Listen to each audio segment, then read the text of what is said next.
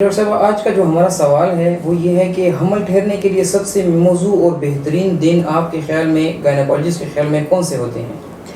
सबसे पहले हम मरीज़ा को ये बताते हैं कि अगर आपने हमल ठहराना है तो उसके लिए आपको कुछ चीज़ें ज़रूर पता होनी चाहिए। कैलेंडर मेथड सबसे बेहतर है कि आप शादी से पहले से अपना कैलेंडर मेथड मेंटेन करना स्टार्ट कर दें। कैलेंडर मेथड का मतलब ये होता है कि आपको जब माहवारी आती है, आपने अपने कैलेंडर पे वो माहवारी की तारीखों को नोट करना है और आपने देखना है कि आपकी माहवारी महीने के महीने आती है, सही अपने टाइम पर आती है। तो उन चीज़ों में तो ये हम बता भी सकते हैं मरीज़ों के लिए, और उस पर उनके लिए बेहतर भी होता है कि वो उनको पता चल जाए कि इन दिनों में उनके लिए हमल ठहरने के अच्छे चांसेस होते हैं।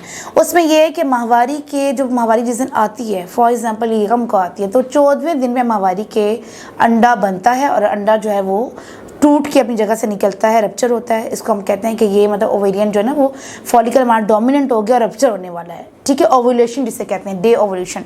तो ये हमारे पास माहवारी के 14वें दिन में ओवुलेशन होती है। किसी को 2 दिन पहले हो सकती है, किसी को 2 दिन बाद हो सकती है। तो हमने ये कहना होता है मरीज़ा को कि या किसी भी जिसको हम बताते हैं कि आपने अपना कैलेंडर मेथड मेंटेन करना है, आपने अपने कैलेंडर में मार्क करना है, आपने उस डे से काउंट करना है अपने 14वां दिन। जो आपका 14वां दिन होगा उसे 3-4 दिन पहले का टाइम, उसे 3-4 दिन के बाद का टाइम, क्योंकि एग्जैक्ट टाइम तो आप ही लोकेट कर सकते हैं कि किस टाइम वो रप्चर हो रहा है। तो उससे 3-4 दिन और 3-4 दिन के बाद का जो टाइम होता है, उन दिनों में अगर आप अपने खाविंद से मिलें, उन दिनों में आप फॉलिक एसिड लें, ठीक है। वैसे फॉलिक एसिड तो हर औरत को रोज़ लेना ही चाहिए, लेकिन उन दिनों में अगर आप अपने खाविंद से मिलें तो चांसेस ज़्यादा होते हैं कि उन दिनों में अंडा टूटता है, कि उन दिनों में हमल ठहर सकता है, ठीक है।